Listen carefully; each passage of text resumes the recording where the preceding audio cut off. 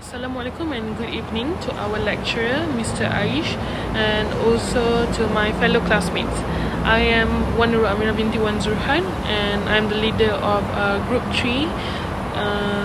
We have chosen SDG 15, which is life on land. So, particularly, we'll be discussing about earthquake. Okay, so I will pass to my friend. Hi, my name is Ahmad bin YUSRI. I'm from Bachelor in Culinary Art. Now I will explain what is an earthquake. An earthquake is what happens when two blocks of the earth suddenly slip past one another.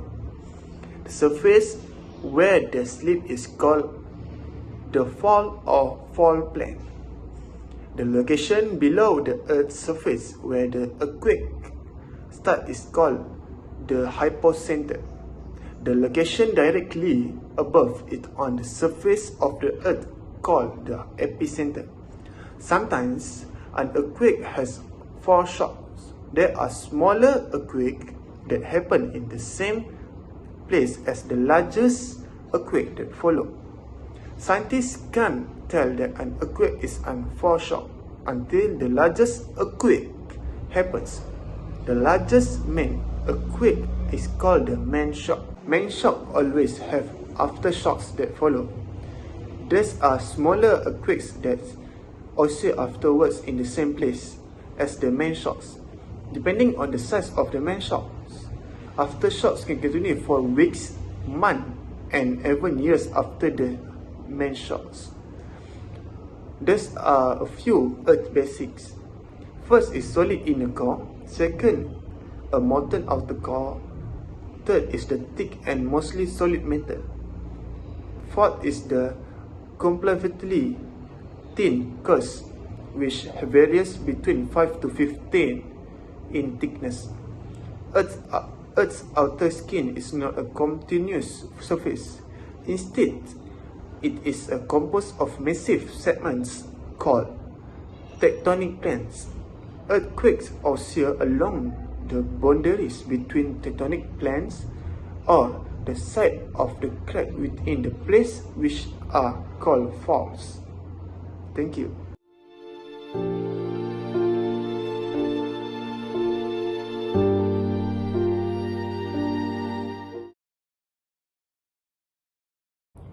Hi and Assalamualaikum.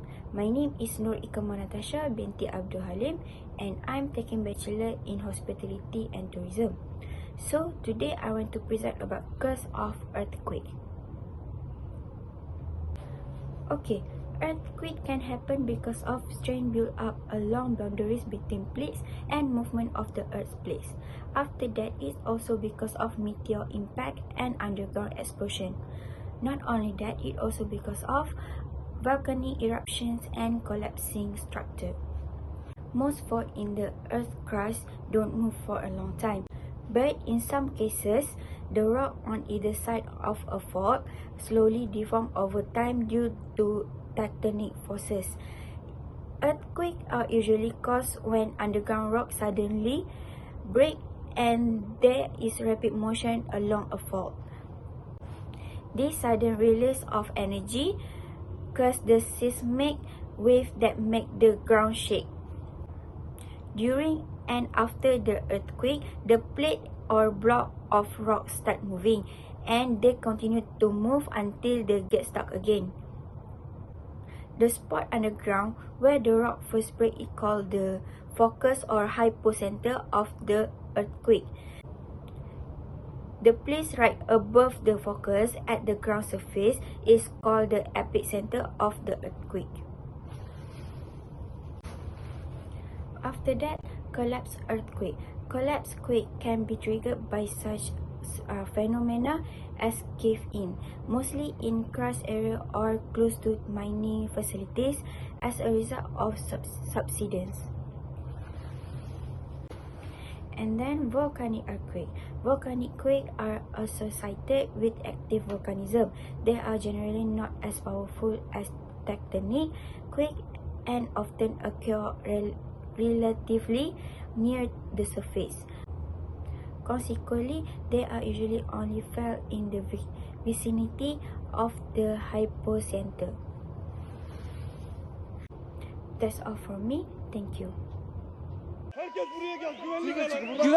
Güvenli alana geçiyoruz bizler şu anda. Vatandaşları da görüyorsunuz. Deprem oluyor gene.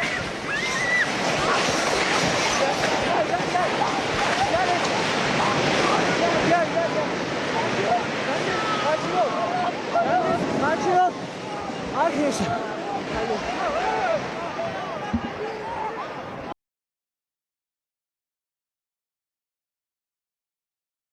Hello, my name is Aineen. So, preparation before earthquake, we have to make an emergency plan. Create a family emergency communication plan that has an out-of-state contact. Do not rely on cell phone or other device that require electricity. Develop a plan for reuniting after the disaster in case family members are separated from one another during an earthquake. Ask an out-of-state relative or friend to serve as the family contact. After a disaster, it's often easier to call long distance than locally. Make sure everyone in the family knows the name, address, and phone number of the contact person. Okay, second, preparation before earthquake. You have to publish a special section in your local newspaper with emergency information on earthquakes. Localize the information by printing the phone numbers of local emergency service officers, the American Red Cross, and hospitals. Conduct a week-long series on locating hazards in the home. Work with local emergency service and American Red Cross officials to prepare special reports for people with mobility impairments on what to do during an earthquake. Provide tips on conducting earthquake drills in the home. Interview representative of the gas, electric, and water companies about shutting off. Okay, work together in your community to apply your knowledge to building codes, retrofitting programs, hazard hunts, and neighborhood and family emergency plans. Okay, last but not least, make a supply kit that includes enough food and water for several days, a flashlight, a fire extinguisher, or a whistle. So it's important to make an emergency plan to make preparation before earthquake. Okay, that's all from me. Bye. Thank you.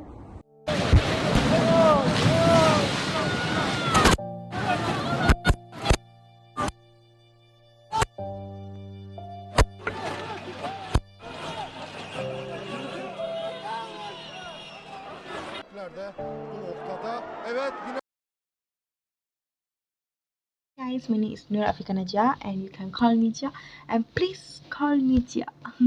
Now I will be present about how to avoid a quake. Interesting. And nowadays everything has changed. We can know according to the current climax, but we can't know when a natural disaster will happen. We can know after natural disaster happen when you watch TikTok and or reading news. So for those who are familiar with natural disaster, something like flash flood or earthquake, they will always be ready to face them. For those who have never faced them, they will not know how to survive. Okay, now back to the topic is how to avoid a quake. First thing is identify hazard. When you feel the vibration from the earth, you need to find a spacious place. Okay, And the second one is building safer structure and providing education about earthquake safety. For example, safety measure when inside a building during an earthquake, or when you are in a crowded space or crowded room. Okay, earthquake safety education is important so that you can take care of yourself when you are alone and impartial. For me, for earthquake safety education is important for everyone and the generation right now, because we don't know when earthquake happen. So everyone has and must have knowledge about earthquake. Okay, that's all. Thank you.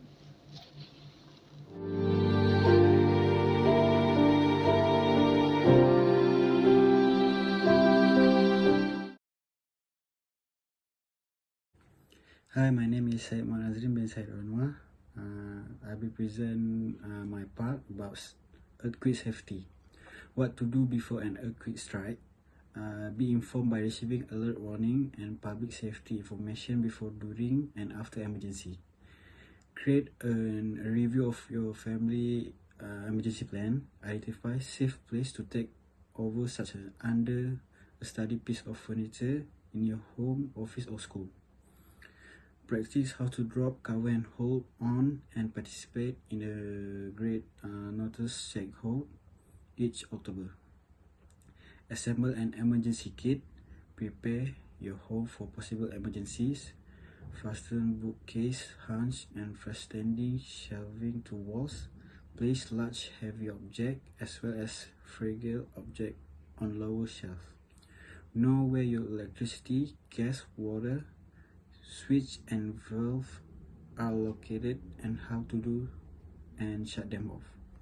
Make a record of your personal property by taking photos and videos of belongings store. This record in a safe place. What to do during earthquake. The step you should take during an earthquake depend on your location. If you are inside, stay inside. Do not get a doorway. This does not provide protection from falling or flying object you standing. Drop, cover, and hold. If you are outside, move away from building, street light, and utilities wire. If you are in vehicle, pull to the side of the road and stay inside until the earthquake is over. Do not stop under overpass or power line. What to do after an earthquake strike. Continue to monitor media for emergency information. Follow instructions from public safety official.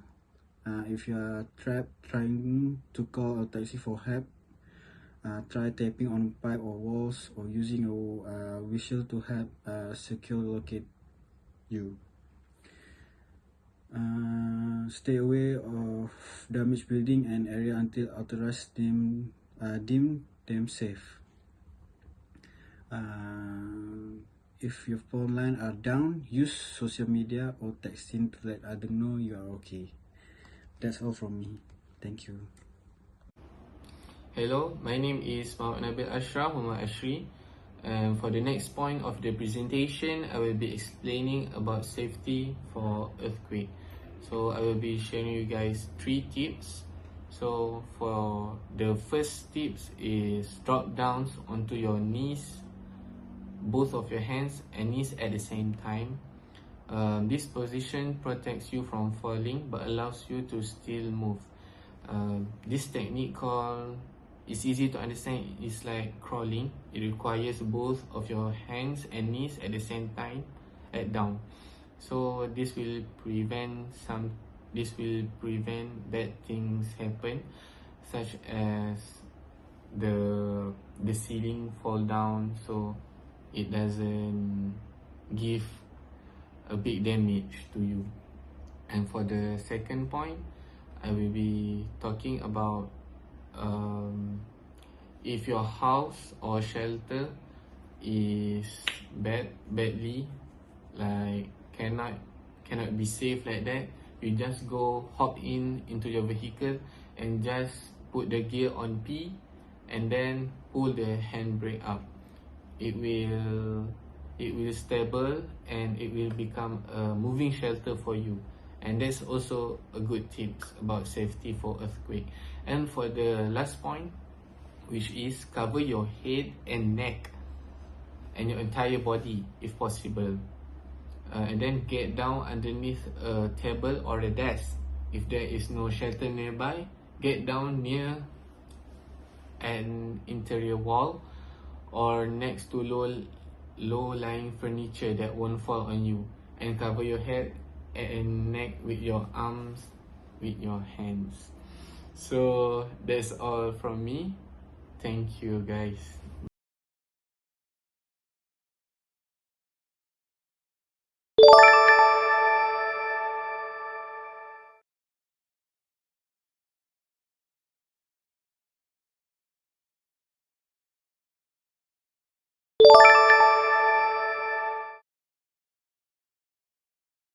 Earthquake damage. Earthquake damage is a very important thing for us to know, because earthquake is not a simple natural disaster. It could kill so many lives. As you guys know, recently on 6th of February 2023, there was an earthquake strike in Turkey and Syria. It was 7.8 magnitude. It was really bad. That the scientists said that it is likely to be one of the deadliest of the decade. Not just that, there are a few more damage that were caused by the earthquake.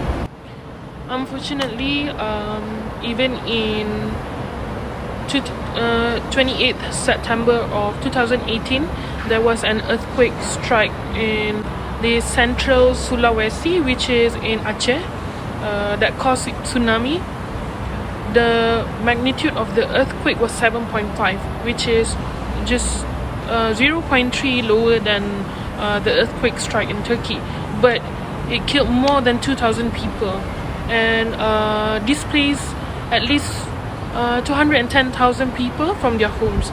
So these damages of the earthquakes not just killed people, but they also made people lost their home, lost their family, lost their friends. Other than that, the destruction is often compounded by mudslides, fires, floods, or tsunamis, such as what happened in Aceh, as I mentioned just now. And smaller tumblers that usually occur in the days following a large earthquake can complicate rescue efforts and cause further death and destruction. Like we saw in Turkey, they even had to take a few days to find all the missing people in the buildings, in the destruction. And what's worse is that the outcome of this earthquake, of the 8 magnitude earthquake, would cause around 10,000 people die in the earthquakes annually.